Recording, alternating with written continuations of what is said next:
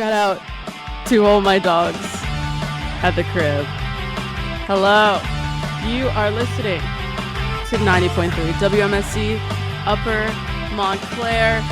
If you recognize the sound of this theme music, then you are in for a treat. You are tuned into the Diary Room. The Diary Room. The Diary Room. I am one of two hosts locked in the Diary Room, for I am Emol, back from beyond, and I am joined with my co-host.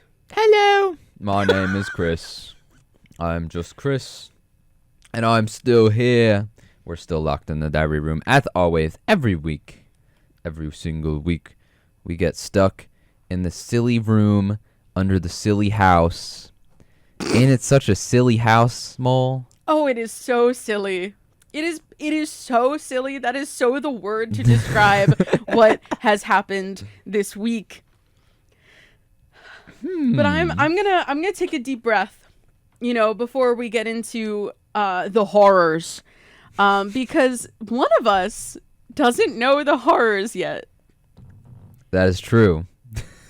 That's right, folks. If you are fully caught up on Big Brother and you saw the episode last night and you're like, wow, can't wait to hear them talk about it. Not only will we discuss what happened on a special Tuesday episode, we will also hear some fresh reactions. Some live reaction. Some live, fresh, funky, and...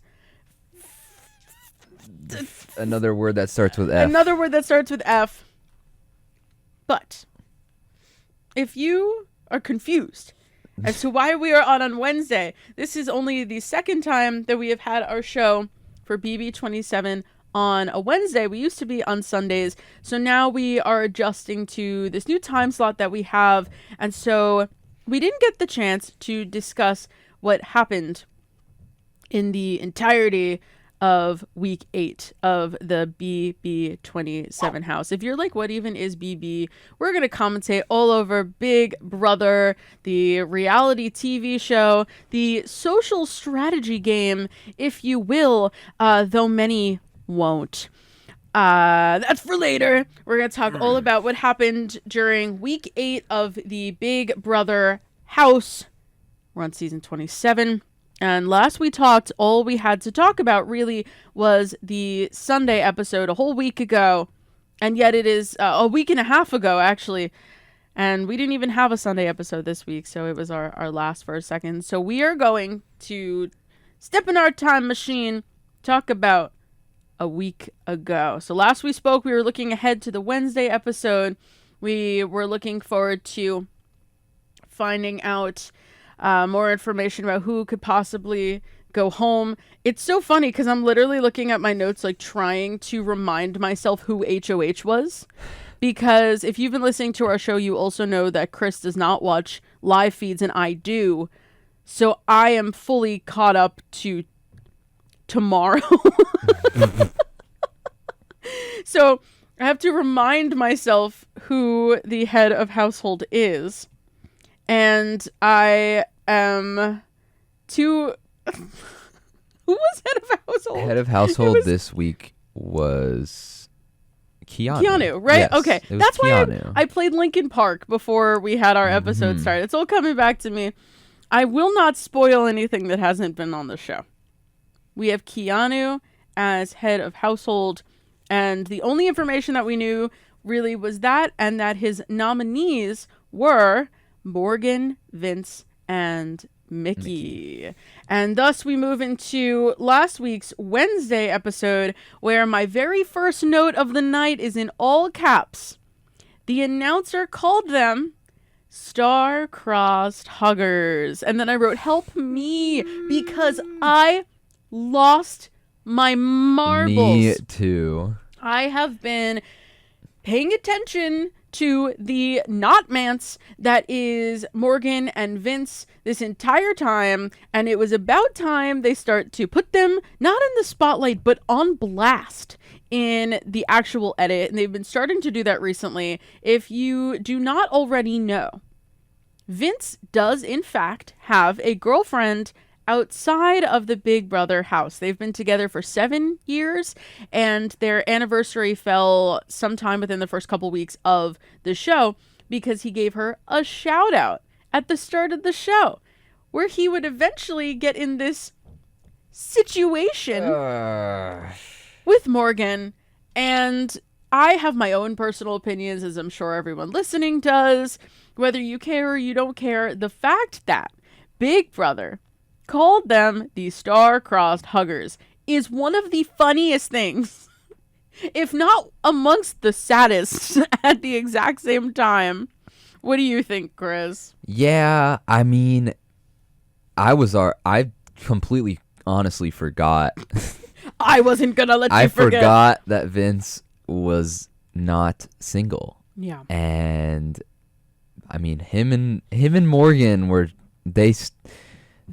we'll get into the other thing that happened between the two of them a little later, but I just think it's very, very ridiculous that their boundaries certainly do not exist and or exist in very limited quantities. That is a way to put it. Sitting in the living room, just hugging each other for friends don't do that. Friends don't hug each other for multiple minutes alone in the middle of a living room. I would hope not, at least. Yes. Maybe with, I don't know, maybe Big Brother pressure is a little different, but I mean, this isn't an isolated incident. Exactly. This is a reoccurring theme for the two of them, so much so that they had to call them that. And it's weird because they've had, well, I guess we'll get to that a little bit more because this keeps coming up. And so this is my first instance of, oh my God, they called them that. Because a lot of the live feeders have just been like, what is going on? ? And there's another bullet that I'll definitely come back to this because it's important that this happens. You know what? Actually, I'm just doing it right now. Again, in all caps, they address the showmance later too, directly. They have an entire segment for the showmance where the entire house basically has their opinions. They went through half the house and they straight up asked them in the diary room, what are your thoughts on Morgan and Vince? So much so that they had to have statements directly from Morgan and Vince. And Vince, he says in the diary room that he doesn't have any feelings for Morgan. And they have to do that. He has a girlfriend. Yes. And I would hope that he has to do that. And she's been brought up multiple times. Nowadays, she's brought up even more so by Morgan. Because I think Morgan feels a bit guilty. Not guilty enough to stay away from him. Though it's both of their faults. I blame him way more than her, actually. I would probably blame him more than... Because I feel like that's just the general consensus you would come to in a regular situation like this. Mm-hmm. Like the person who is in the relationship has more at fault. I mean, yeah, she knew, and of course there's a level of responsibility and on that end, but I don't really think that matters as much as the person who is in Vince's shoes in this situation. I totally agree. I think personally, if this were on the outside, it's one of those situations where if I was witnessing this happening, I'd have to go to Vince and be like, dude, like you have to make a decision. And the problem is he obviously can't talk to his girlfriend. So the solution is just don't do this. Just stop it. And I feel like I bring up Morgan because she has been bringing up his girlfriend's name even more than him because I think she feels guilty, but also he's chilling with her. So she's kind of in this weird spot. And you also don't want to ruin your relationship with someone in the game because of the game aspect of it as well. So it's just kind of this sad mush. And so the sad mush continues with the segments where Ava talks to Rachel and Will and Mickey, and they confess they all know what's going on, and they're like, "This is weird." Because she was rubbing his arm. awake. What was that? What are we doing? And if I if I was on the outside, I'd be so upset. And I know she is, because she's been commenting. Vince's, I'm assuming, ex-girlfriend has been commenting on things, because he mentioned, oh, she gave me permission to flirt with people in the house if it was necessary. And then she's on social media going, by the way, that's not true at all. So if it was a little bit of flirting to get you forward in the game, is that a way that I would want to play? Never.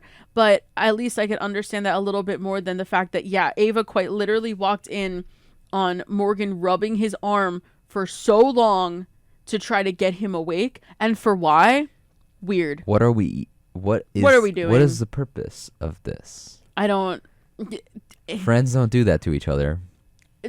Yeah.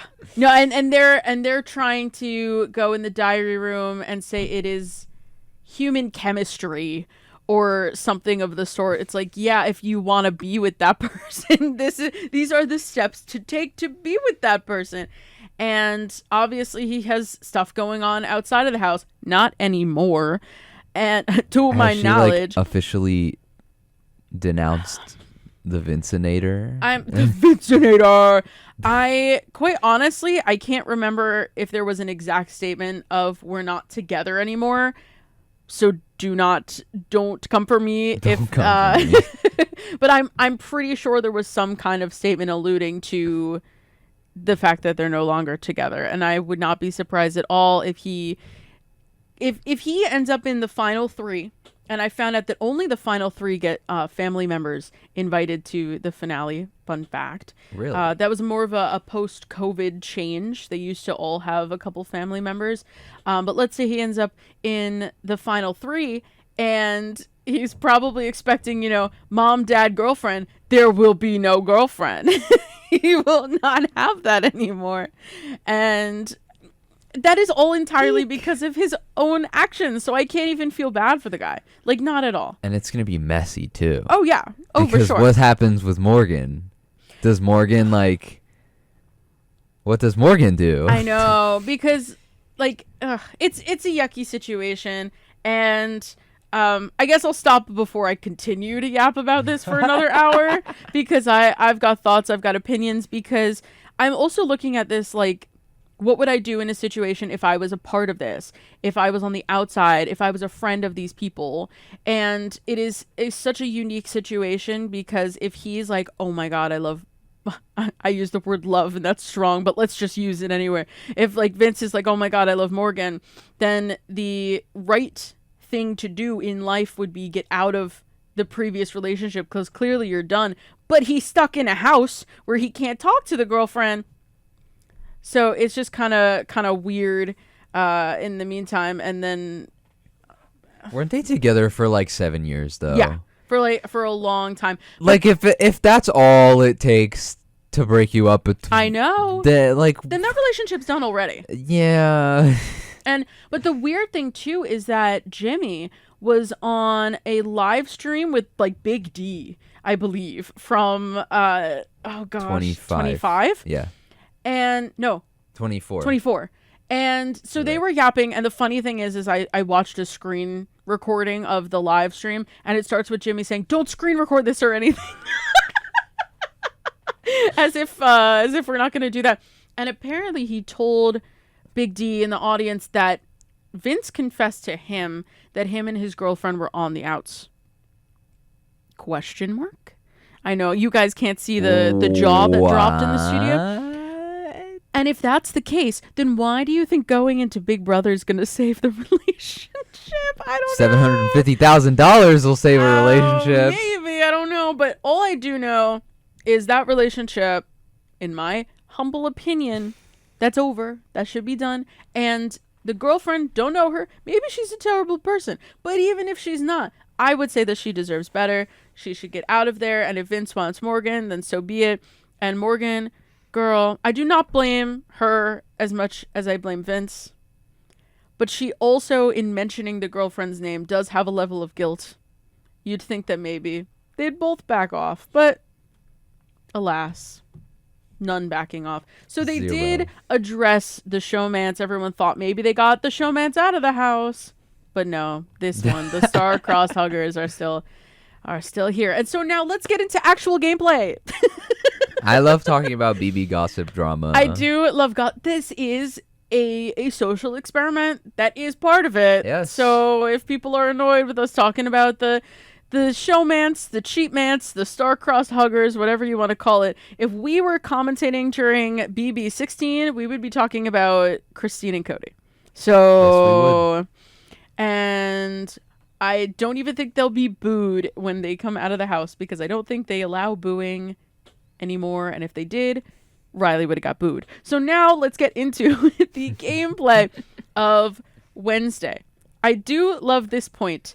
Somewhere towards the start of this episode, Lauren complained about Keanu putting up an ally in Vince, because at this point, Keanu's like, I just kind of put Vince up to teach him a lesson, which... Perfectly valid reasoning to put him up, in all honesty, because Vince hasn't done one honest thing this entire game. Yeah. And so if Keanu wants to whip him into shape, then I'm for that, especially if it will... because Vince knows, too.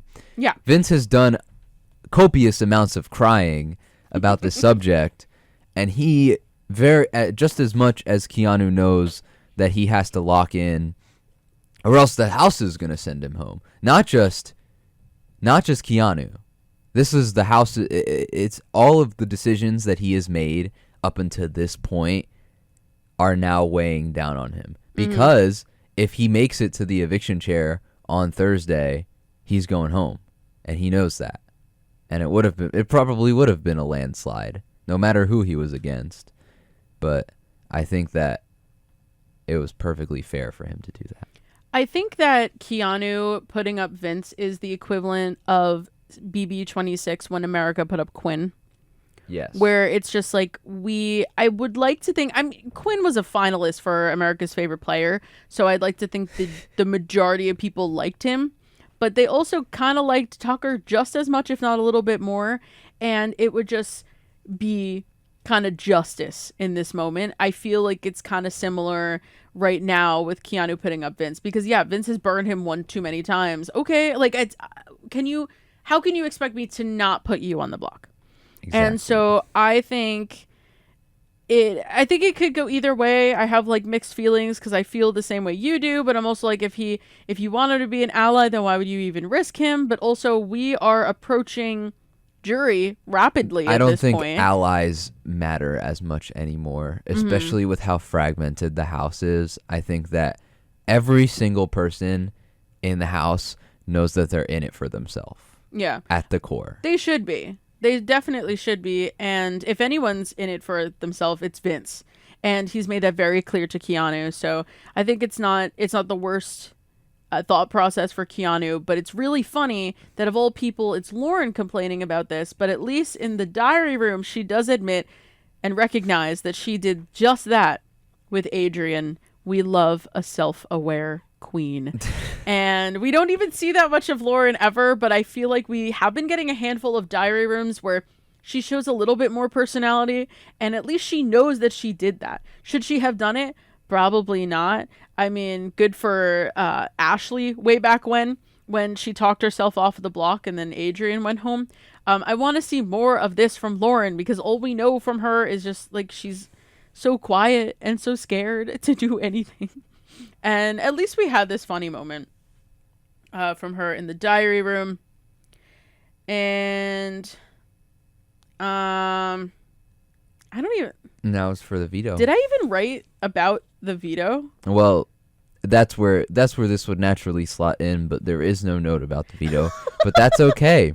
There was so much going on. There's just too much going on, you're right. But the veto comp...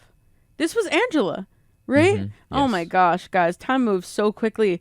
We get BB26 legend, icon, charcuterie enthusiast, charcuterie mother, Mother Angela returns, and one of the silliest things is there's so many people so upset, and I don't care one bit. I love Angela. I always loved Angela, my queen. I feel the way I feel about Angela is, it's like if she had the ego of Rachel, but like didn't take it as seriously. Mm-hmm. And that's what I love about her so much, because she knows that she's trolling. Mm-hmm. She knows that when she calls Matt crazy eyes in front of the entire house and makes a big speech about it, that's just for fun. Yeah. And she doesn't actually, well, who knows if she actually believed it. It seems like the house didn't really care because she got the veto used on her from like 3 times, was it? Something like that. A whole bunch of times, at least. And she was just along for the ride. And I love her for that. Loved Angela last season. So happy that they're bringing her back, and that they've been bringing back a handful of past members, especially because we're still in the 25th anniversary of the show. And so I think that's a cute way to celebrate it. This competition was entirely based around charcuterie boards. If you remember from last season, the infamous charcuterie gate, if you will, where the week after Angela was HOH, she was a have-not. She couldn't eat her food, her special things that she got when she was HOH, and Brooklyn took it. And no offense to Brooklyn, but that's all she's really remembered for nowadays. Womp womp. Womp womp. And icon Angela is welcomed back to host a charcuterie-based veto competition where the house guests have to stack charcuterie snacks, food items vertically. And there's like 35 of them or something. Yeah, it was crazy. 35. And that competition is hard on a good day. Shout out to all my dogs at the crib when Cam really failed miserably at one of those comps. Do you remember where he had the ice cream cone? Yes. I will never forget. I have to say I did forget because I'm not good at remembering. And then someone posted a clip on Twitter, and it was like he put an ice cream cone and the pointy side was down, and there's no way it would stand. But these house guests had it together a little bit more. But one of the big aspects of this game, because this is a reoccurring game in Big Brother, but one of the new things was that every so often, every couple minutes, and it changed between rounds, that Angela's minions, Bello minion, would smack the charcuterie items down and reset everybody.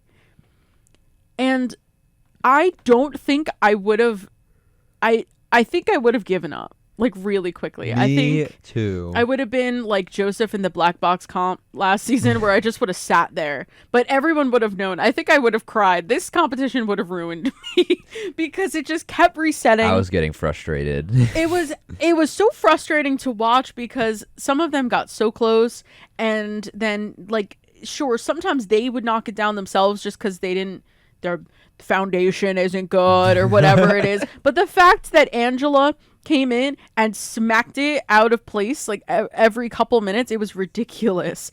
And I guess they wanted to make it more exciting. I guess they did. I'd say I was on the edge of my seat, but I already know who won before they aired the episode. And that's why I don't watch the live feed. I know, but I also can't help it. I think I got spoiled for this competition though. Ooh. I don't remember if I did. And so throughout the comp, I could kind of tell that this is an assumption. I'm assuming it took much longer than anticipated, because then they started to be like, fine, house guests, like 1 extra minute. We'll give you like 6 minutes. And then finally somebody was able to win the comp. And sometimes it got close and then they smack it and blah, blah, blah. But at the end of this competition, we have a winner.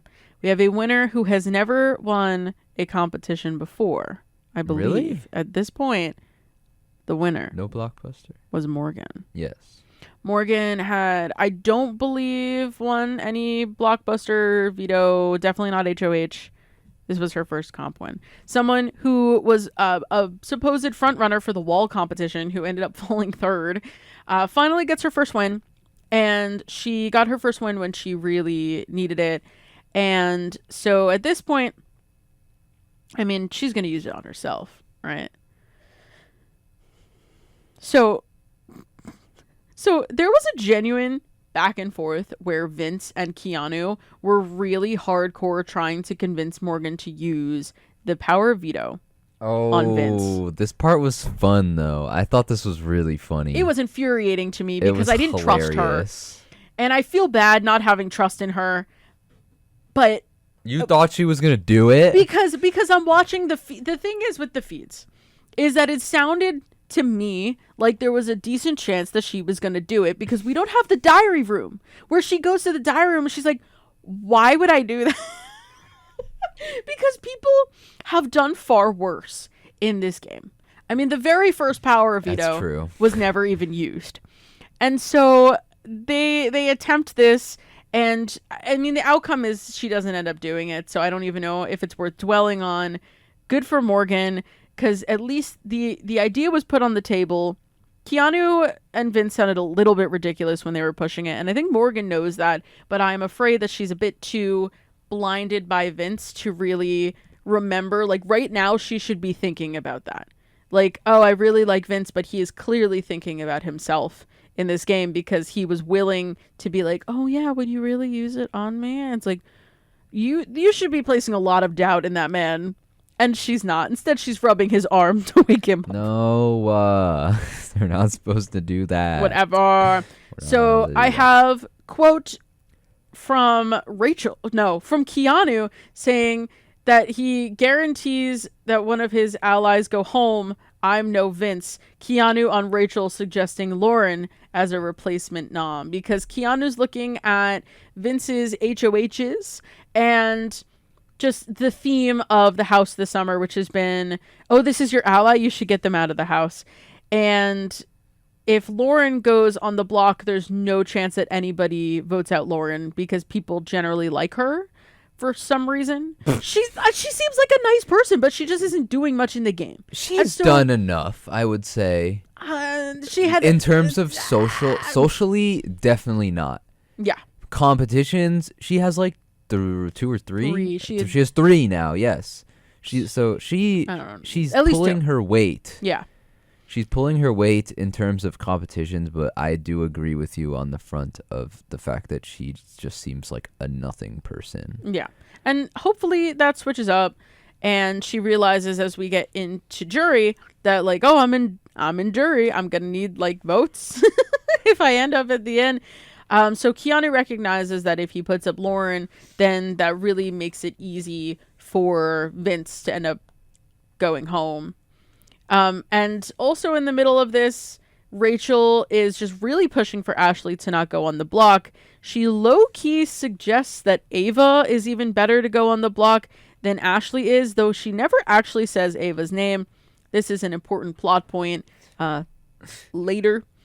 But right now, Keanu, Wait, huh? Later or later? Don't ask me these questions. And so, despite Rachel trying to push for Lauren to go on the block, or for Ava to potentially go on the block, though again, never actually saying her name, then we get Ashley being put on the block. She is the replacement nom because, like I said, luckily Morgan did decide to use the power of veto on herself. And Ashley has a speech prepared. She's got this whole thing prepared.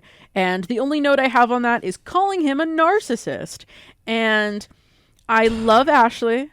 I am not on her side.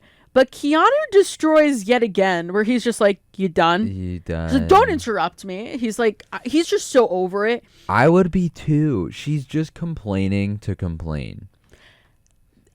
I mean, she really is just complaining to complain. At the end of the day, this is a game. Who else is he gonna put up? He has no control over the fact that Morgan won the power veto. And that the blockbuster is still and that here. the blockbuster is still here. He still needs to put up a third nom. He's not going to put up somebody who he wants to work with. Yeah. And Ashley is the only person on the outs of the house. She has, like, the judges. He puts up air quotes. Fake alliance, the judges, and Will. Well, so she and Rachel are close. Yes. And yeah, and Rachel too. The hard thing about this Rachel. is then Rachel is like, if you put up Ashley, you basically put me up, which unfortunately for her, in the end, it's fine. But Keanu's like, well, then why shouldn't I just put you up? And again, it makes their relationship so insane, the two frenemies of Rachel and Keanu, where he's like, okay, I'm not working with Ashley. In theory, a friend of a friend is a friend. And so he, in theory, could depend on Ashley, but he knows he really can't. And so Ashley ends up going on the block. I did like this speech in terms of, I'm glad that someone's not afraid to call someone out. I do love when we have meetings and they're not just silently taking it. I liked Ashley making a scene. I liked Keanu fighting back. What frustrated me the most was Rachel getting involved. And I do love Rachel. I am rooting for Rachel. Girl, like, Rachel is done with Keanu. She's making a stink about it. If this was a ploy to show the house that I'm not friends with Keanu, and then behind closed doors they're actually really tight, then that would have been a successful call out. But that wasn't it. It was just her and Keanu going back and forth, and she has to be the main character, and let's be real, she is. So it does make sense. But I thought the speech was interesting. I liked both Keanu and Ashley's involvement in it. Rachel was a little bit too much, in my opinion, though I still love her. And that's the Wednesday episode. You got any other thoughts on last Wednesday? It was a turbulent Wednesday. I don't really have any thoughts about this previous week, honestly. It was a successful week. Yeah. At the end of the day, and I think that Wednesday very, very nicely set the stage for Thursday. Did we say who was renom? Well, we didn't explicitly state who the renom was. But it was Ashley. If I didn't, if it wasn't clear enough already, my apologies. Yeah, Ashley is not making a speech from the sidelines. Unlike, didn't Jimmy do that? Yes. No, Ashley was actually prompted this time, and promptly rehearsed beforehand. But that was Wednesday. And I think last night was such a jam-packed episode that we'll save the whole hour. Do we want to just do the next 20 minutes on Thursday? Yeah. Think we can get it done? I mean, yeah. I don't even have that many notes, truthfully. We have about 10, 15 minutes left of our live reaction.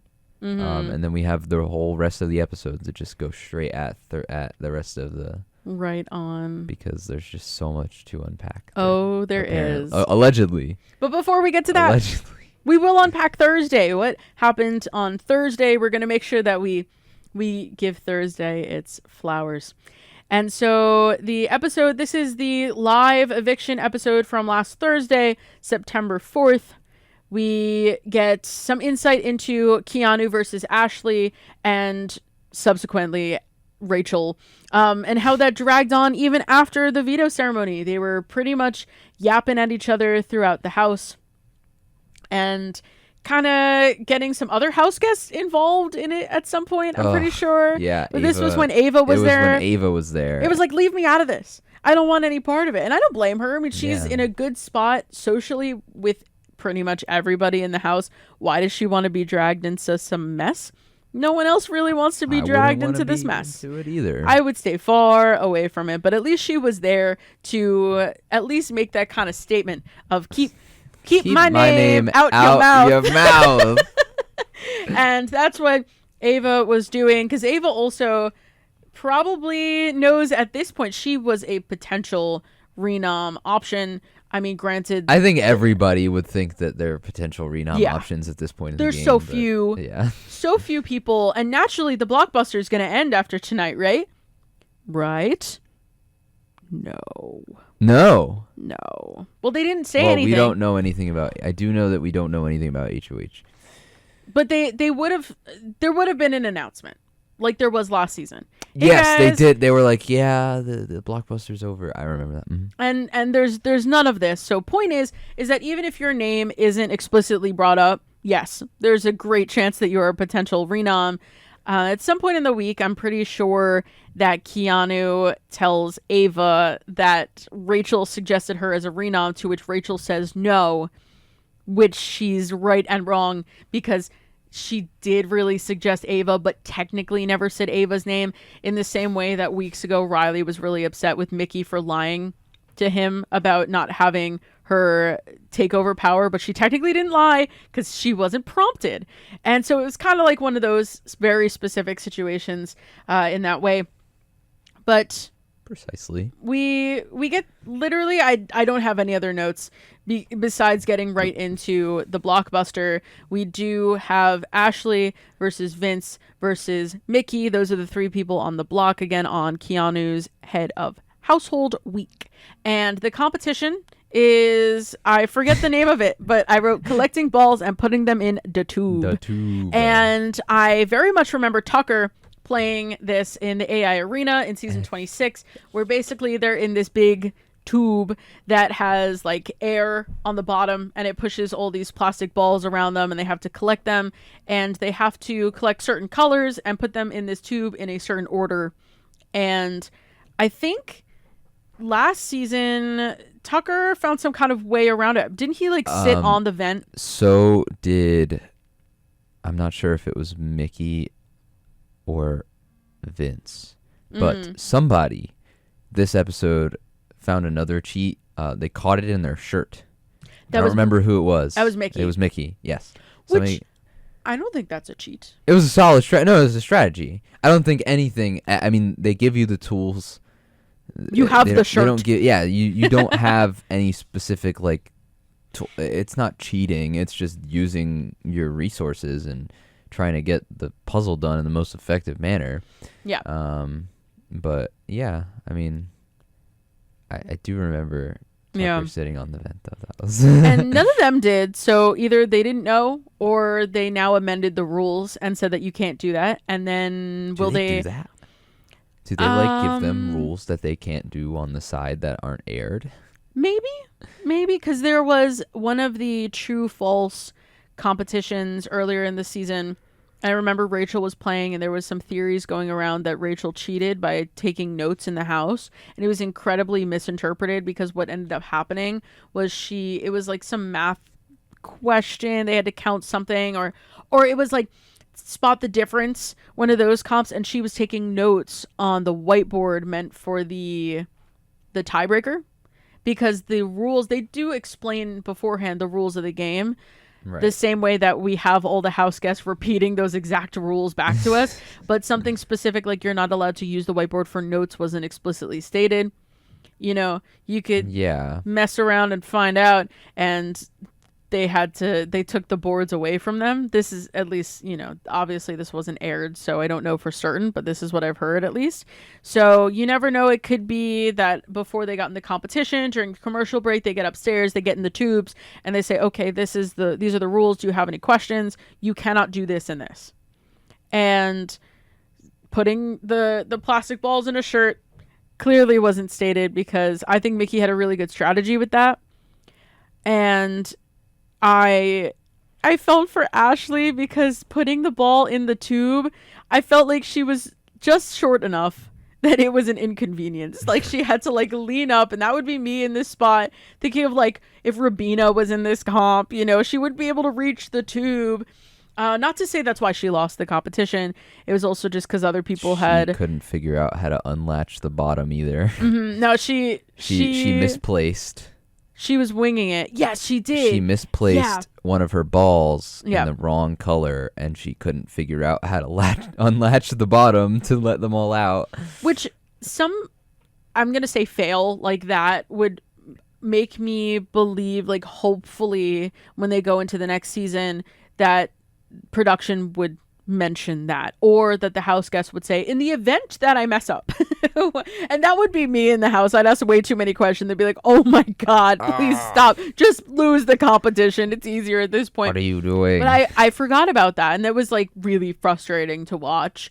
And at this point I too, thought it was hilarious. I was frustrated because I do like Ashley. But the ultimate winner of this competition ends up being Vince. He put it in the tube. He locked in. Bro's so locked in. He locked in, Mole. He locked in. And good for him. And now him and Keanu have the strongest bond ever. Mm-hmm. It's the strongest it's ever been. And Keanu breathes a sigh of relief. Not without. Ally doesn't go home. Yeah, on his own HOH. Like, again, the theme of the season. But he didn't breathe the sigh of relief before holding his breath for a whole 30 seconds as they mope down the stairs again. We are in week 8. They're gonna keep doing that for eternity. Please. Because they're gonna bring back Blockbuster next season as a permanent thing, and they're just gonna do the same thing. Whatever, fine. I'm so annoyed by this. Like, they're just kind of moping. I think that the house guests should just watch the competition happen live. Just put them on the screen. Do that. Because they've done it before in other... whatever. Anything but this. But production doesn't want to listen to us anyway. So why am I wasting my breath? But speaking of breath, sigh of relief. Vince is saved, and now everyone has to figure out who they're going to vote out, even though clearly it wasn't a hard decision for them because there's someone on the block who was not favored, somebody who they've been trying to get out a lot, and somebody who had 6 votes against her in a 6-1 vote. It was Mickey. Mickey is evicted from the BB27 house. She was shook, to say the least. To the core. And she wasn't cursing. But she was like saying words of shock. I can't repeat the word. But out of the house the whole time, she was just like, wow. Like shook. I think in the back of her mind, she obviously there's a chance she's on the block, but she genuinely did not expect this outcome. Which is incredible considering she was voted out 6-1. The only vote for her to stay / only vote against Ashley, who she was up against, was from Vince. And a lot of people on the outside were very shocked by this.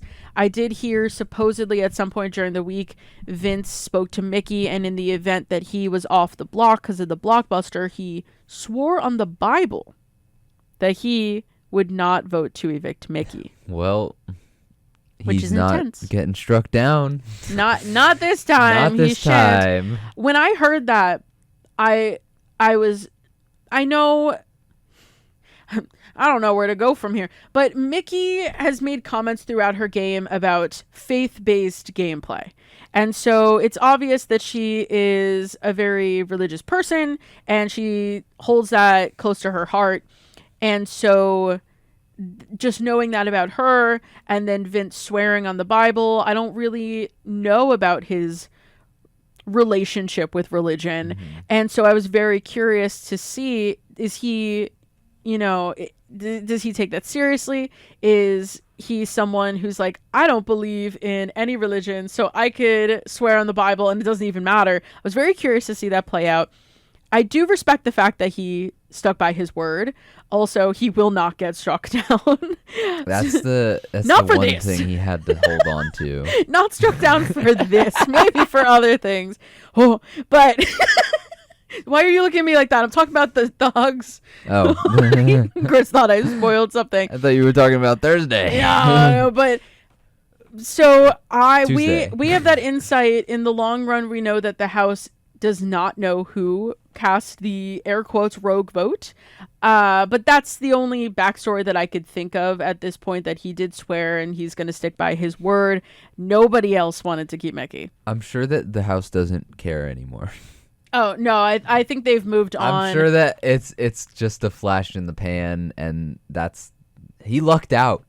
Oh, he for did sure. Luck out. He lucked out hard, because by the end of this episode, we did know that there was a twist coming, and they didn't really reveal much until Unlocked, right? Yeah.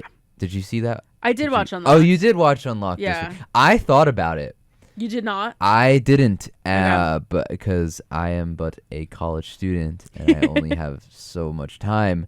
And I am an unemployed college graduate, so I have plenty of time. It's okay, Mo. But what we do have for certain at the end of the Thursday episode is confirmation that the jury phase has officially begun. And people have been questioning it because the last couple seasons they had a 9-person jury. We're going into a 7-person jury this season. I think someone online was like, what if it's only 5? No. No. We're going to have a 7-person jury. That would be way too little. That's so weird. Imagine 3 people. You'd have to have a really good relationship with those 3. Well, I feel like it would be harder and easier at the same time because it depends on where you are. On one hand, yeah, you have 3 people, and then it's also you have 3 people for both ends of the argument. It's like, no. That's not happening. I think 7 is a great number. Yes. I'm glad that we're finally approaching this. I feel like, this episode aired on the 4th of September. The finale is the 28th. And the fact that we weren't in the jury phase yet was crazy to me. We had like a month and a half to 2 months. No, 2 months. Yeah. 2 months of pre-jury phase. Though I have been loving getting content from the pre-jurors now that they're out of the house. I think it's some of them more fun than others, especially Jimmy, who goes live and doesn't expect screen recordings, but that's okay. Please don't screen record this. We are officially in the jury phase, and Mickey is the final pre-jury member of the season. And I knew we were getting such little information about what was to come next because they showed a lot of goodbye messages. Then they haven't been recently. They kind of been keeping that close to just their social media. Like, you could check out our full extended interview on our Instagram. Like, oh my God, fine, whatever. And so we get that announcement, and we also get another announcement that we are. I'm holding onto my seat. I'm trying not to freak out. You can't even say the word. We officially. I'm so joyous. You are so joyous? My joy is still. Whatever. I still have joy. I haven't yet experienced. I have not felt joy since last Thursday. How long has this been going on for? See, so, well, what we were talking about We were talking about the White Lotus. At the very end of Thursday, they announced we are now entering the Mastermind's month of Mayhem. The Mastermind, remember him from many weeks ago? The plot that we keep forgetting. And there is a new decor. We are entering the White Locust Resort. And what does that mean? It uncertainty and fear. And the frustrating part about Thursday nights, again, I am a live feeder. I enjoy being fed. And so they shut off the live feeds all Thursday. And usually around midnight Eastern time or like 1 a.m., they will come back. The feeds will come back, and then we will know who the new head of household is. And then they didn't come back.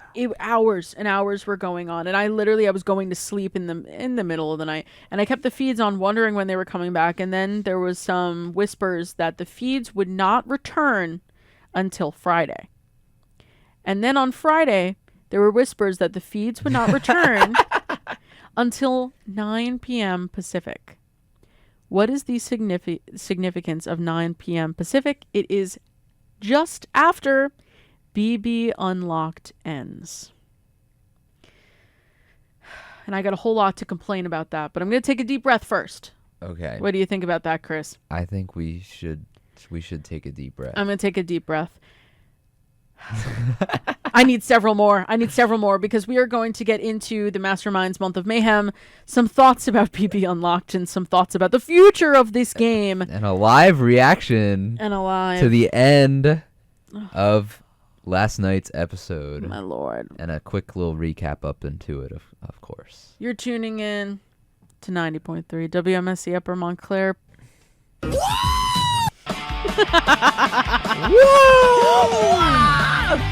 I gotta do that every time. We gotta get more sound effects on this board. That's a fault of mine. But shout out to wah! It's the wah! Wah! Needed a little bit of a wake up as we get into the second hour of the Diary Room. The Diary Room WMSC here on 90.3 WMSC Upper Montclair. And we are a Big Brother commentary show. If you're just tuning in, welcome. Glad to have you here. And we're gonna enter the White Locust. The White Locust Resort. And so I am for Chris. I'm unhighlighting our notes. So don't go there just yet. I'm still in the other browser tab. So what we are doing is first of all, we usually have Sunday night episodes. And this week, because of the VMAs airing on CBS for the very first time, we did not have a Sunday episode of Big Brother. Instead, they moved it to Tuesday. For some reason, they were like, yeah, you could squish that over. Fine, whatever. So I did watch the VMAs. I thought it was very good. Shout out to Youngblood. There are a lot of people who finally get it now. Yes. I've been known. That was a beautiful performance. Oh, it was so good. Shout out to Youngblood and his love for Ozzy. This is what Ozzy would have wanted. We're talking about Big Brother. And so I'm glad that I got to see that. But now our precious, beloved Sunday episode of Big Brother was scooched to Tuesday. And so those live feeders, we had a weekend of tummy hurt, heart hurt, brain hurt. But Chris doesn't know the horrors yet. I have very minorly awakened to the horrors. I have bits and pieces. I have concepts of the horrors. Chris is watching it now. Yes, that's what I was just about to get to. We're cutting to the chase. I did not have time to watch this episode because I can't get live episodes for some reason. I haven't yet figured it out yet, but hopefully I won't have to ever worry about this ever again anyway.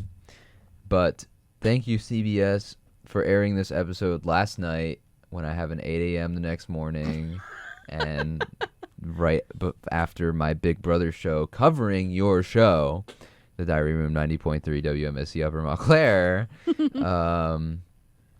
So I started watching the episode as much time that I could get before the air of this episode of the Diary Room. So I have already made it 30 minutes into the episode.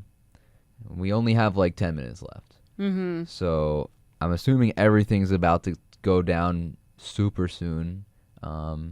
Let's do a quick recap. Yes. Okay. So give me one indication of where you are. Or are you pausing it? I have paused directly after a specific event. Okay. So let's recap and then you let me know when we're getting keep going to where we are. I will not read my first note. Yes. One of the best aspects of this episode, I will say, is we get Tyler Crispin. He's on the show. Oh, I love Tyler. I do love Tyler. I know people have opinions about his gameplay and whatnot. I just remember really liking him. Again, season 20, I was still putting the pieces together on like how the game operates.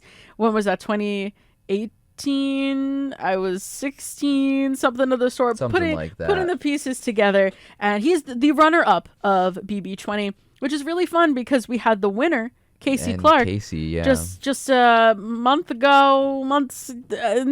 ago. So we had the top two of Big Brother season 20. in the BB27 house.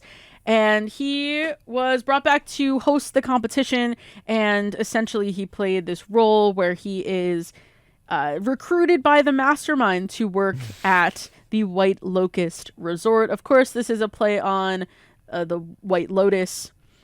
I know so little about it, but it was cool. They have a theme song that I could use on my Instagram post.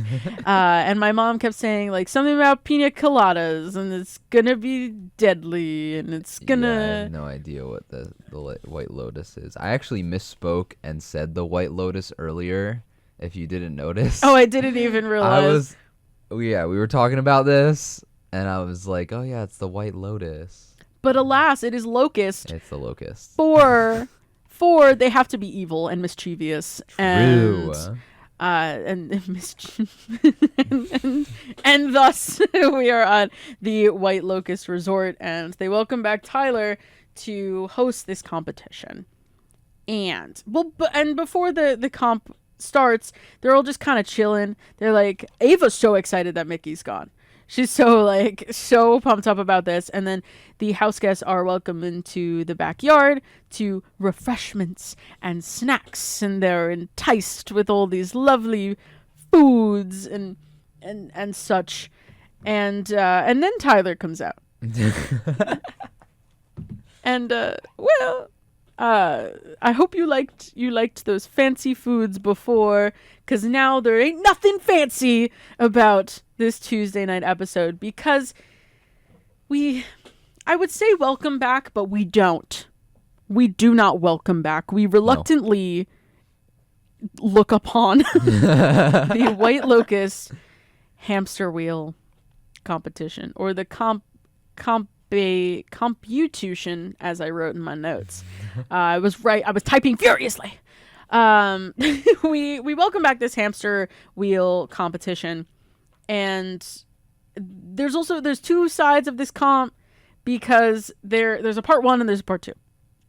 So we'll get into part 1 part first. 2. Well, the first part of it, I understand isn't the hamster wheel itself. Yes. And right. honestly, I didn't pay much attention to the rules of this, but essentially all the house guests have to slide, it looks like little the cups, disc, across 3 long tables, and they had to get them into the we're end talking point. about the LOL. Before we get into the hamster wheel. True. Where again, this is foggy to me because I know what's happening, and it's basically the person who wins this competition wins safety for the night, because the loser goes home. Yes. He said that right away. That's what's happening. And so that person also gets to choose the first person who participates in the dreaded hamster wheel. And so dreaded hamster wheel. I'm pretty sure everyone gets to compete in this, which is also very interesting that I'll mention later. But so they slide the disc, the cup across the table, and everyone kind of just crosses their fingers and hopes for the best. Lauren does pretty well until, of course, Lauren is overthrown by Keanu, and then Keanu's overthrown by Ava, who ends up having the best time in this comp, which means she wins part 1. She is safe from the second part of the competition, and she gets to pick the very first person who gets to participate in this hamster wheel comp. Now, this hamster wheel comp, I'm gathering the majority of the house guests didn't fully understand how it worked. And to be honest, I was a little bit foggy on it as well, but I do loosely remember that they played a very similar, identical even, competition in reindeer games, which they had in 2023, I believe. It was last year. Well, it was whenever Cameron was on Big Brother. So it was okay. And because I remember he made it to jury, and then he went immediately into reindeer games, and it really messed with his head, and he was out first. Something like that. And besides him, it was a lot of BB alumni who participated in this game, where essentially they had to hamster wheel. They're in this giant wheel, and they have to move the wheel around because there's a maze in front of them where they have to navigate this little disc through the maze to the center. And then push a button, I think. Yes. Is the very end of it. And each round, very important to note, the time that the player has decreases. And in this case, it was by a minute. So they started with something like 6.5. And so the first person would go in 6.5 minutes to play. If they succeed, the next person gets 5.5, 4.5, and so on. And so an added layer to this competition is the person with the best time, so who completes it the quickest, ends up winning HOH. Which is also very interesting to note that Keanu's eligible.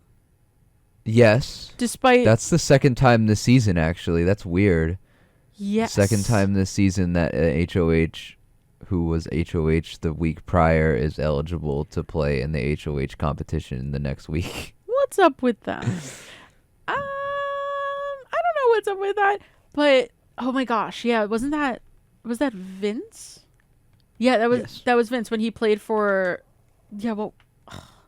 Interesting season. But I'm not so pressed about that, because of the fact that the outcome of this competition is whoever loses this comp is eliminated from the game. Going home. What do you mean? And again, this is not super surprising. The Mastermind requires a sacrifice. Like, oh my God. So he requires a sacrifice. And the truth is it's half not surprising because that is exactly what they did in reindeer games. With the first person to not complete it is eliminated from the game. The difference is, reindeer games was shot in like a week or two. It lasted, I think it was like 3 weeks, 2 episodes a weekend, something random like that. Like it didn't last that long. Reindeer games was a couple episodes where it was not Big Brother whatsoever. No. It had Big Brother players because in a game that lasts 3 months, it is just as much, if not a little bit more social than it is competition based.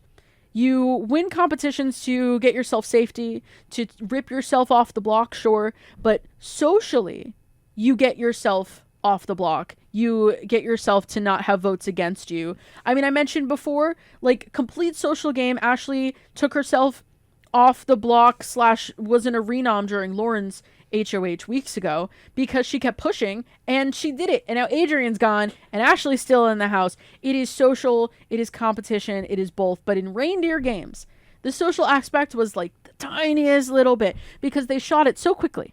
And it was not a real season of Big Brother. If you are going to say that Nicole is the first 2-time winner of Big Brother, you are wrong. I'm not going to discredit the win. Yes, she won. Others lost. And I don't care if you're a fan of her or not. She did not win Big Brother twice. No. She won Big Brother once, and she won the only season of reindeer games to date. I won't discredit her for that.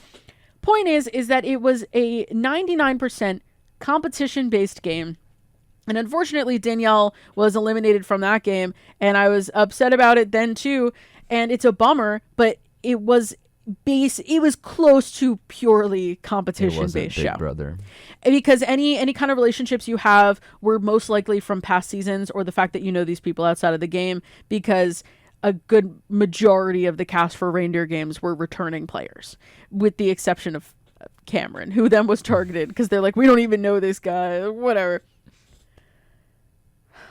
But now they bring this reindeer games hamster wheel into the actual season of Big Brother, like 60-something days into the game. We are entering the jury phase.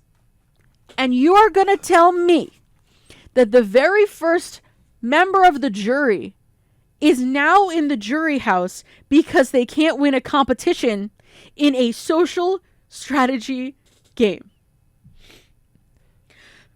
Well, I will say this is a very social strategy game. There is a social strategy aspect to this competition. I can't discredit that. That you cannot look past. I will admit that. 80% of this competition is that. I don't know if I'd say 80. Maybe like 70 or 60. It's more than closer to 60. I think it's, me personally, I think it's bigger than the actual competition itself. Obviously, the actual competition itself has a ton of merit. But the only scary part is the order in which you go. And the order in which you go is determined on your social standing. I think I will not discredit that. I will agree with that. However, I also believe that there are just simply some house guests who were not destined to complete this task. And if I were faced with this, and if I had a great social game, and I was chilling, and I was like, oh, I'm so good socially that I'm not picked to play, and then everyone else is so good comp-wise that I end up being picked to play with like a minute and a half left, I'm going home. And luckily, I'm not in that situation. So it is, I'm going to say it is 50-50 even. But you're right. I'm not going to discredit the social aspect of it. I will say it's 50-50 even now. And I will get even more into that as we get into the order in which people are picked.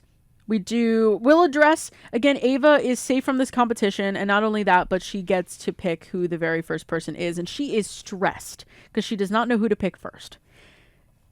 The look of horror on Rachel's face and the reaction from Keanu lead me to believe that Keanu and Rachel are the two people in this house who really understand how this game works.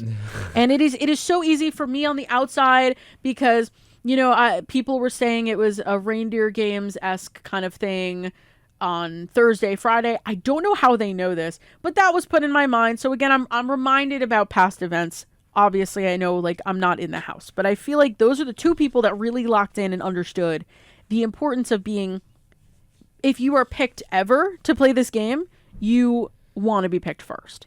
And if not first, maybe second. So Ava gets the chance to pick this person, and Rachel immediately grabs Ava's arm and drags her into the pantry. Keanu follows. Keanu was talking to her actively. And it is so... This part is really rough because Ava was very upset later that Rachel pulled her arm. And the thing is I understand that Rachel is super pushy. But she just does this. This is who she is. And whether you like it or not, that's who she is. And it is not Ava's responsibility to like it. But at the same time, Rachel's horrified, and she recognizes that she has to go earlier than later if she ever goes, because she does not have a great track record when it comes to competitions. And I believe this is a lot of her frustration with Keanu butting in, where and I wish she kind of said it more directly, but she's basically like, Keanu, you don't need the extra time. If you go later, I'm sure you're fine. He's won a handful of competitions. I wouldn't want to be first, though. You wouldn't want to go first. If I was Keanu, I would still... Or I think I misspoke. If I was Keanu, I would want to go first regardless. This is so true. But I understand coming from Rachel's perspective because she obviously wants to save herself and she doesn't want to mess up Keanu's chances. I don't know why I keep saying I'm saying Keanu. I don't want to. She doesn't want to necessarily. No, la policía. All the brain rot that all the house guests are missing out on. Oh, thank goodness I get the brain rot. But she doesn't necessarily want to mess with his chances. But it is really like every man for themselves at this point, trying to convince Ava to pick them first. I do think that Keanu didn't need to go first and he would be fine. Oh, yeah, for sure. But I also obviously can't blame him for wanting to go first. And it is very interesting because Ava,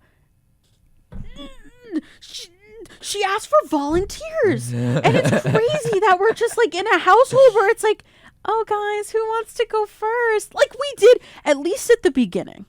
I understand that there is not a great track record for first HOHs. He's still chilling at this point, so maybe that's not so true anymore.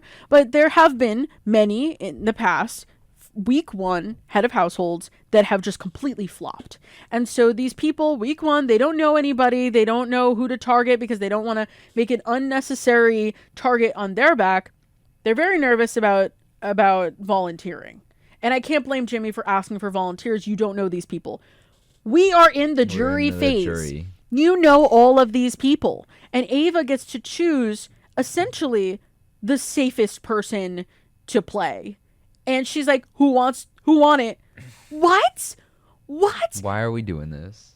And so Keanu and Rachel raise their hands. She's like Rachel is borderline holding back tears and trying not to roll her eyes at the same time. She probably rolled her eyes at some point though, because she's clearly volunteering herself to go. She wants to give herself the best chances. Keanu wants to give himself the best chances. And then Ava's like, Vince. What? What? What do you mean? She doesn't even like him. She's been calling him Vinny the Lip the entire season, and she's like, he could go. And she justifies it by saying that, you know, he's friends with everyone. I'll let him. Basically, she's like, whoever he picks next, I'll let the house blame him for the order in which people are picked. When she had full control over how to start this, I think this is what they're referring to as the safety chain.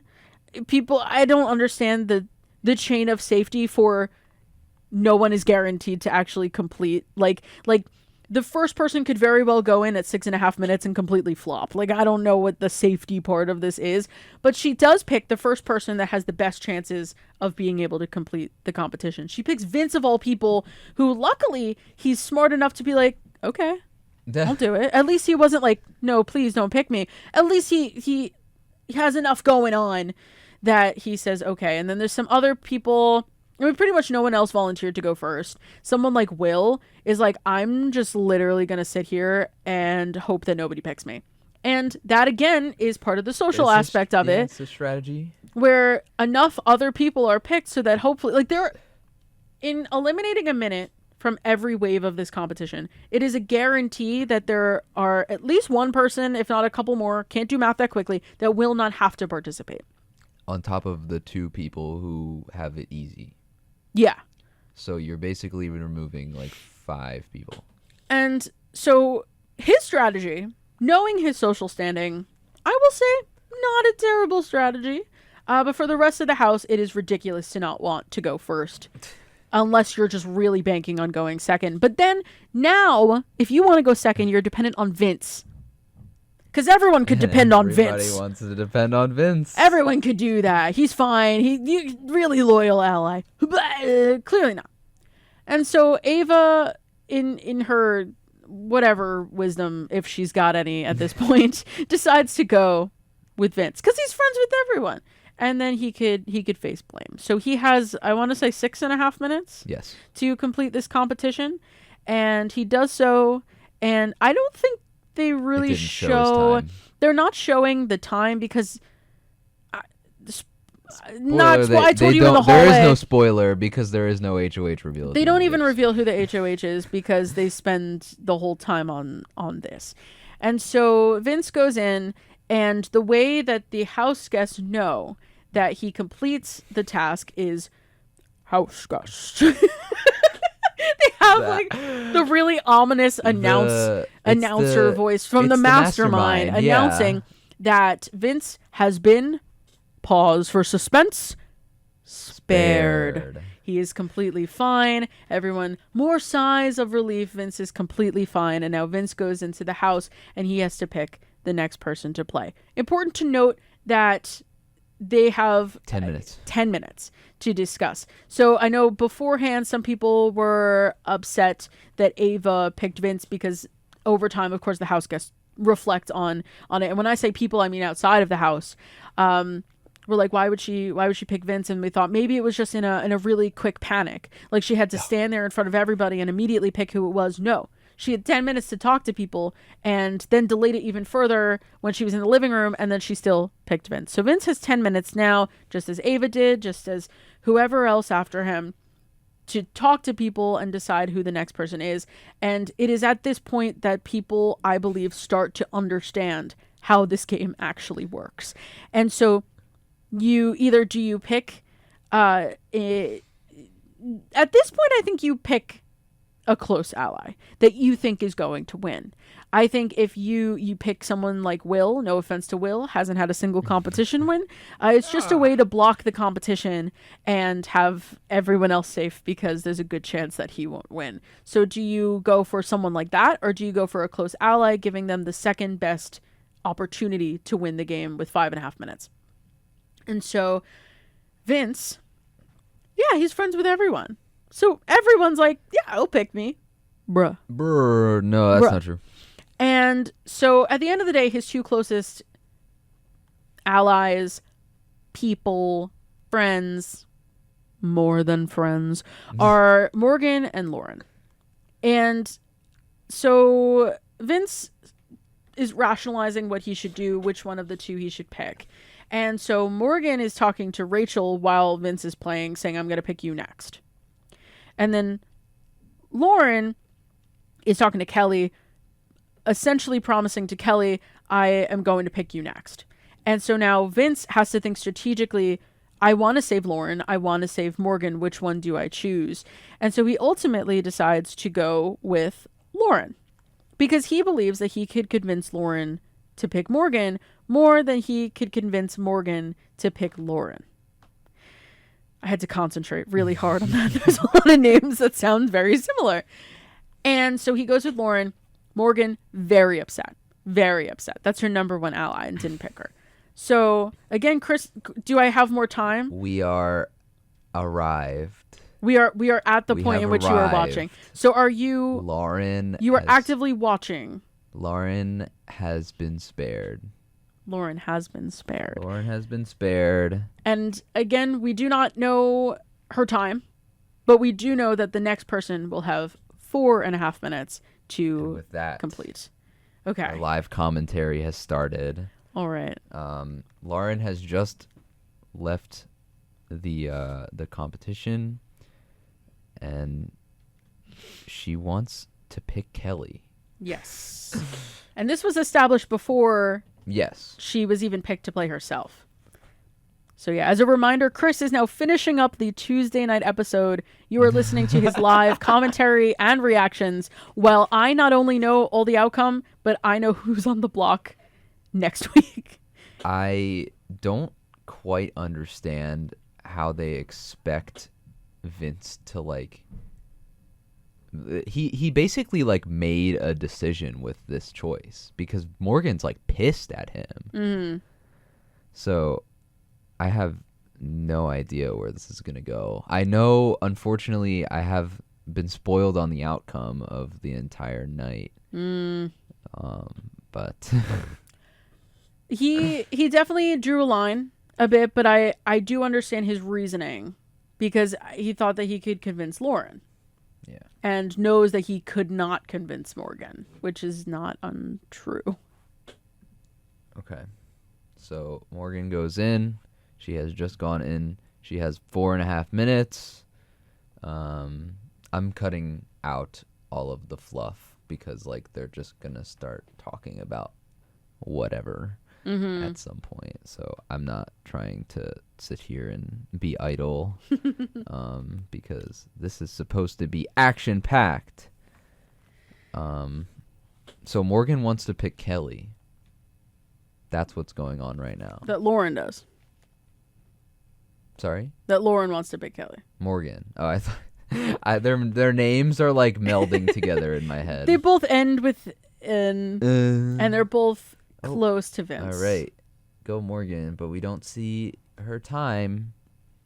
But Morgan has been spared. So Vince did make the right decision then. If he wants to save both Lauren and Morgan. All three of us are safe. And convinced Lauren to pick Morgan to give her the next best time in the game. So, like you said, Morgan wins, and now she has to decide the next person to face the hamster wheel, and that person gets a mere 3.5 minutes to play. Chris's jaw on the floor. All has been revealed. Tell me more. So, instead of picking Kelly, they thought that she would be too good. Mm-hmm. and they decided to send Rachel in with 3.5 minutes. Rachel does agree to this. Yes. She is fully aware.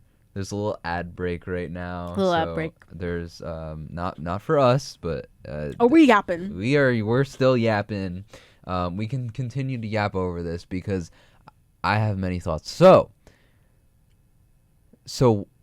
they want to try and, I guess, surefire get rid of Kelly within the judges that barely freaking exist anymore. Because there's no real alliances in this season. It's not real.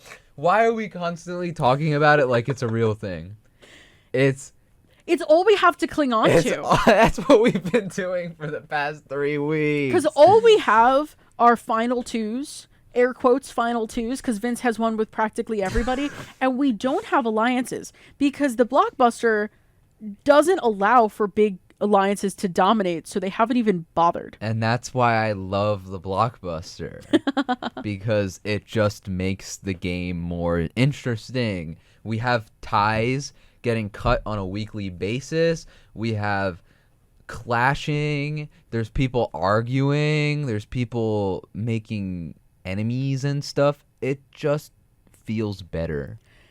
I've expressed this so many times. I like it. I do like that aspect. I don't like big alliances dominating, but it is very strange this season to not even have normal-sized alliances.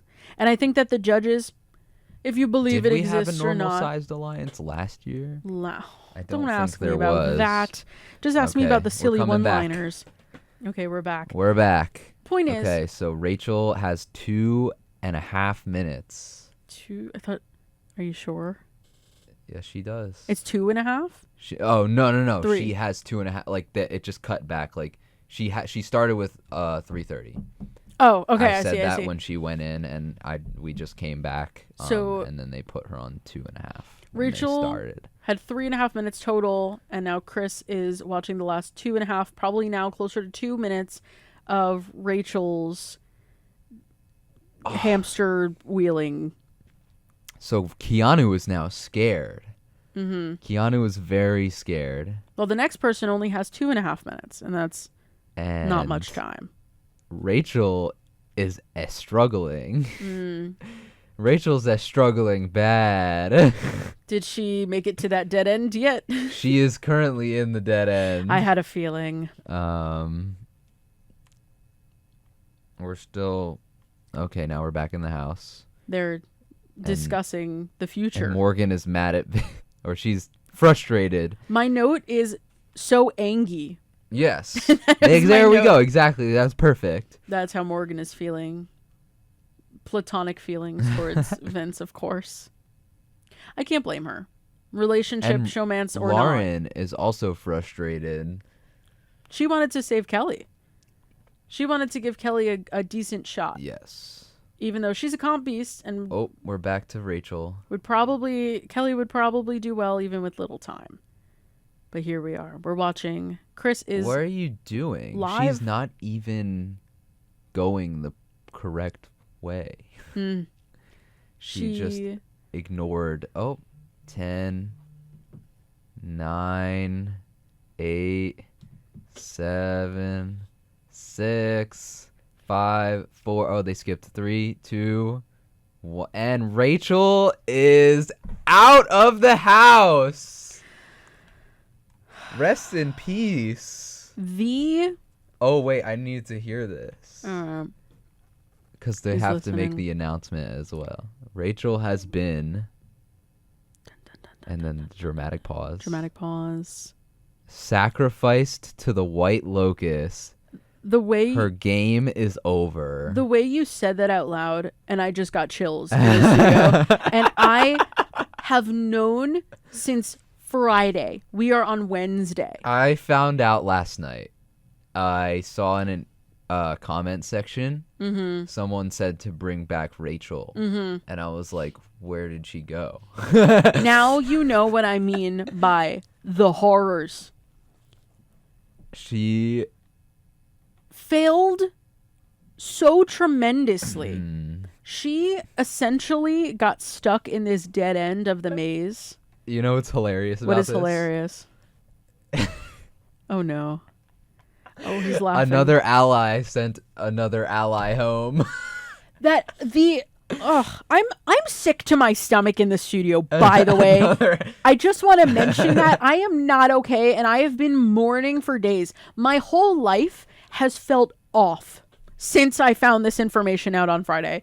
And Tyler doesn't know. Well, his immediate reaction, he puts his head in his hands.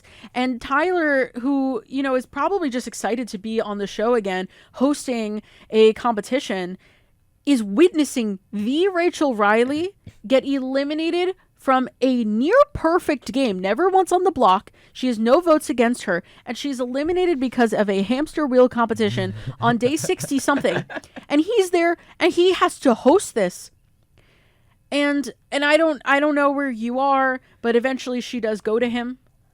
And he is the only redeeming quality of this episode. Shout out to Tyler Crispin. Some people were complaining about him. I'm like, don't you dare. This is not his fault whatsoever. He was just there to host a competition.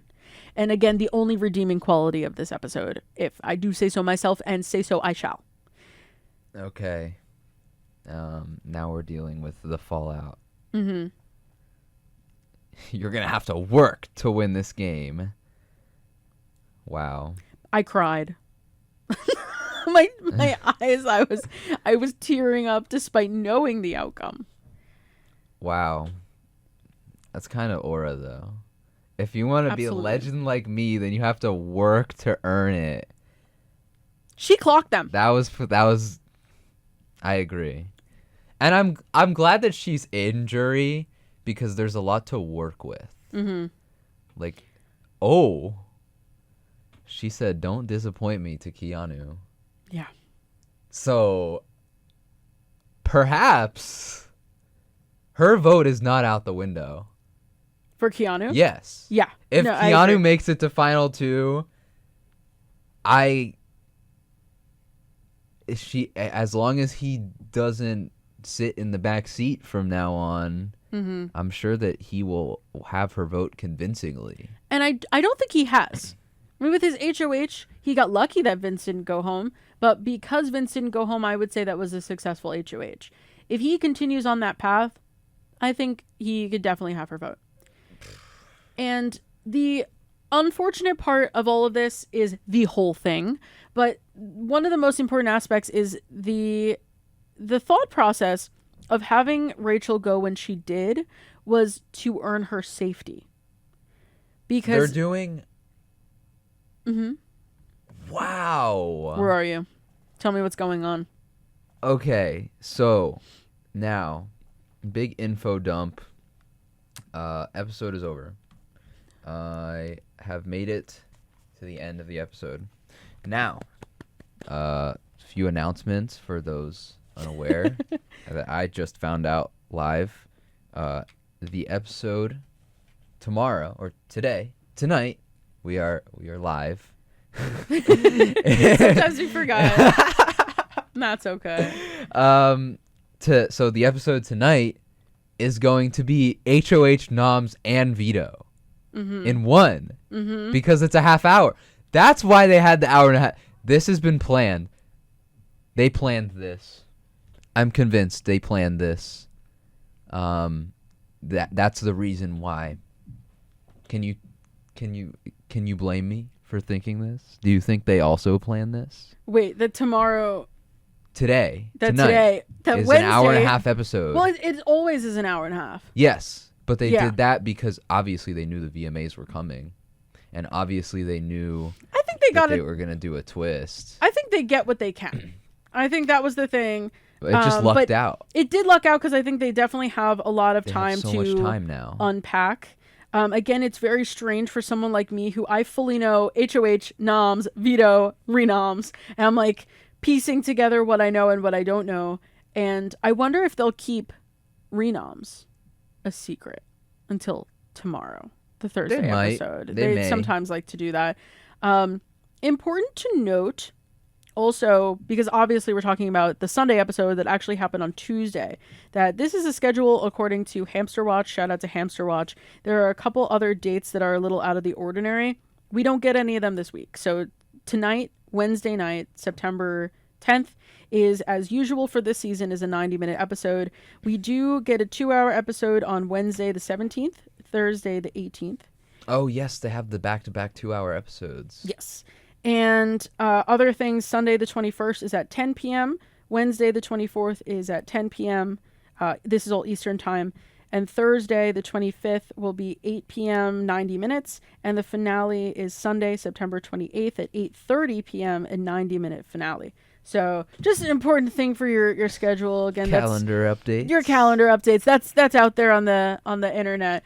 But they luckily have an hour and a half tonight to unpack as much as they possibly can, because like we said, they showed the whole comp except for how fast they participated. And that also narrows down our options. Now you know who it is. That's actually a really good point. And I want to highlight the fact that there are only 3 people who can potentially be HOH this week. Yes. And that's another big thing where, well, it's actually really interesting because it's not Ava. Like, that's not a surprise. She wasn't even eligible to play. But again, she got her safety from the elimination from the White Locust Resort. But she basically decided, in Vince, who decided the next person, who the next, who HOH would be. Which, you know, is something that I don't think she took into account. That's what Rachel was trying to... She was like, you're also taking into account... You're also selecting the next HOH as well. Yeah. When she was talking to Lauren, I think it was. It was one of them. One of them. Because she, again, like Keanu, was like the only people who really clocked this at the very beginning. And as time went on, they started to understand it a little bit more.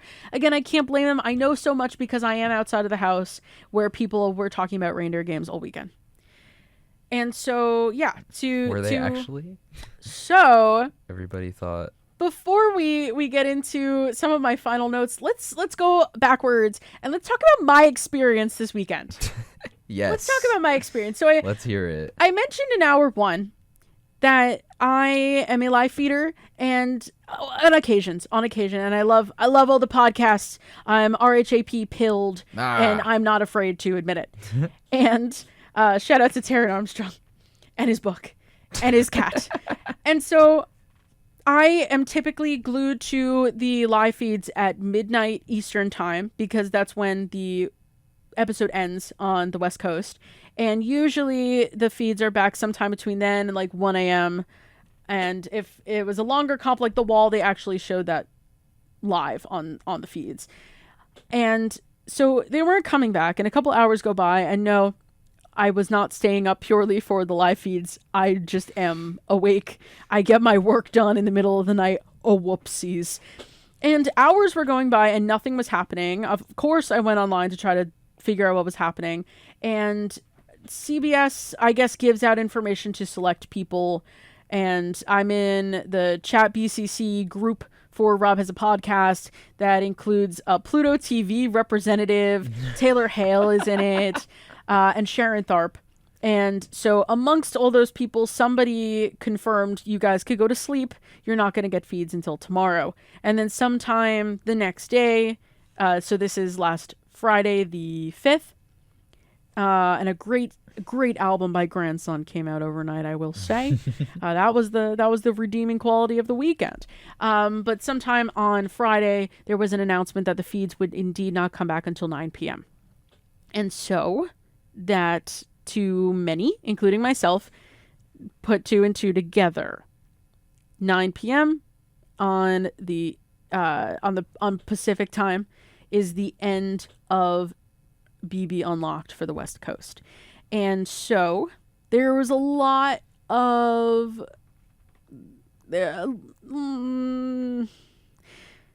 frustrations. Trying to think of the way to word. People are so upset. So what happened on Unlocked? Well, so the frustrating thing about this, first of all, is the fact that CBS completely withheld live feeds from the live feed people, whether you get it free through Pluto TV or you pay for it. I personally watch it on Paramount Plus, which we pay for, but you can get a free version of the feeds on Pluto TV. Point is people are here for feeds. The downfall of BB Canada was that they took the feeds away. And once they did that, I think they only lasted a couple seasons, if not just one, and then they canceled the whole show. And so BB Can is gone. Oh my gosh. So needless to say, I really don't want to end up going down that path. That won't happen. We do have feeds, but in this 24-hour period, the feeds were completely blocked from us, and people are putting 2 and 2 together and realizing that the feeds were withheld so that people would watch Unlocked. And it is really frustrating. Is that true? I mean, did they come out and say it? Are we sure? I am pretty sure. Because clearly they are hiding things. They didn't want to show us what happened. At this point, by the way, we are convinced, the general people watching feeds, people watching the show, whatever, are convinced that we're ending in Janky World 2 or Dire Fest 2, which, if you're not familiar, that's when they lock the whole house or half the house outside and they have to stay in the backyard for the entire week. We at this point are convinced that the White Locust Resort could be everyone is locked outside. Why did they do that? I dislike it. Twice. and Janky World, I love Janky as a character. I think as a cutie, I was so upset when they killed him. But they did bring him back in the end, which helped my soul. So that's like the only thing production's really done right. Yeah, I said it. And so and that's your boss. Shout out to Janky. But they were hiding what they were doing with them, locking them outside. In the end, now we know that they weren't hiding, that they were outside because they weren't. And so what happened on BB Unlocked was they did the usual whatever. They did have Lance last name from NSYNC. He was actually really fun. I liked his enthusiasm. You could tell that he actually watches the show. Bobby Moynihan in the very first episode, it was like, okay. The commentary was so, but the commentary was fine. I am not a huge fan of the show. I am a fan of giving Taylor Hale the spotlight. I don't dislike Derek.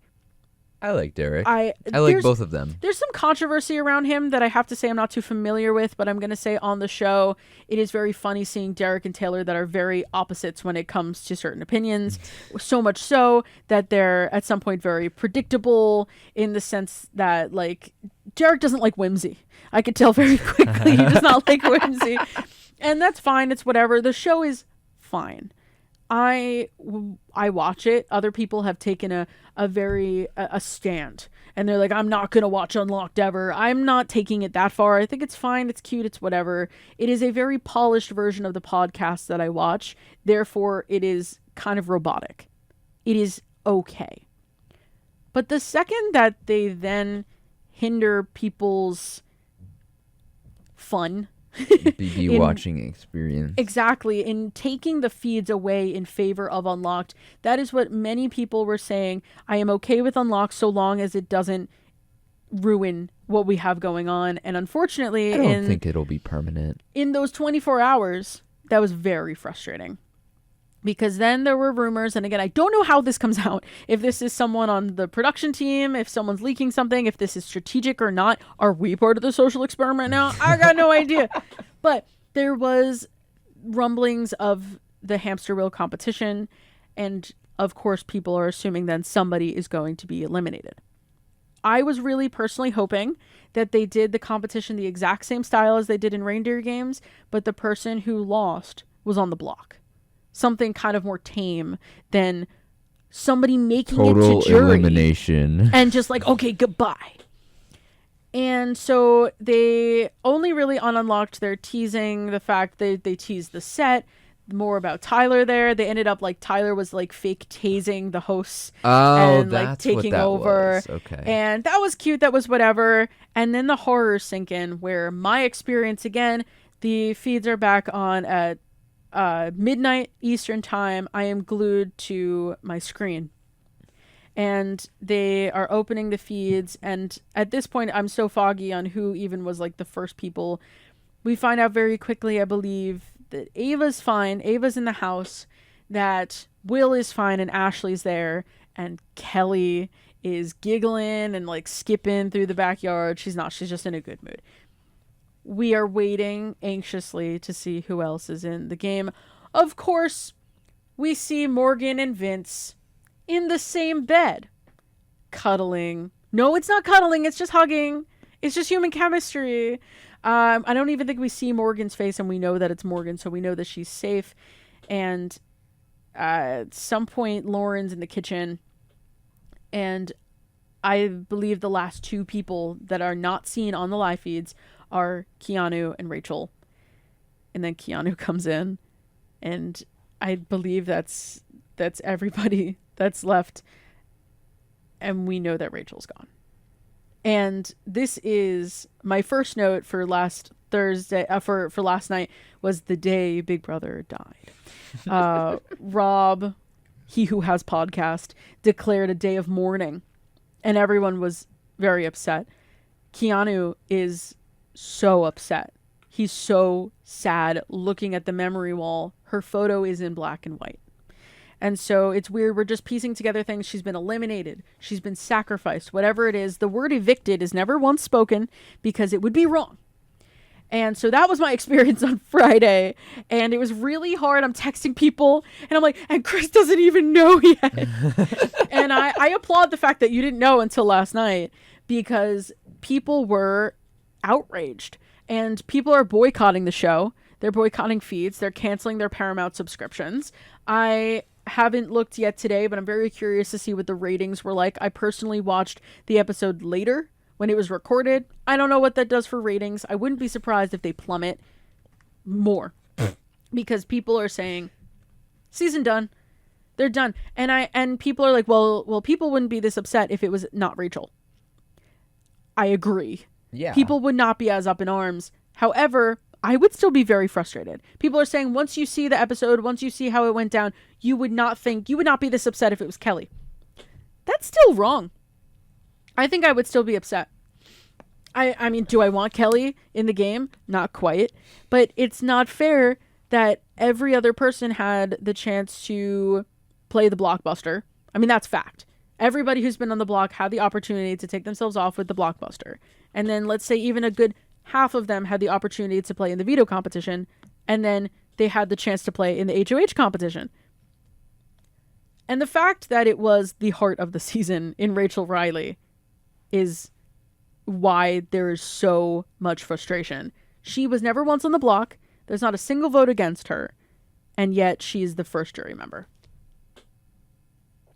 And then when you put it that way, yes, I do agree. It is kind of crazy, especially because, I mean, everyone goes through the process. You get put up on the block, you lose the veto, you lose the blockbuster, you get sent home. That's how you get sent home. She didn't get sent home in the normal way. And it's I can 100% see how it can feel disjointed.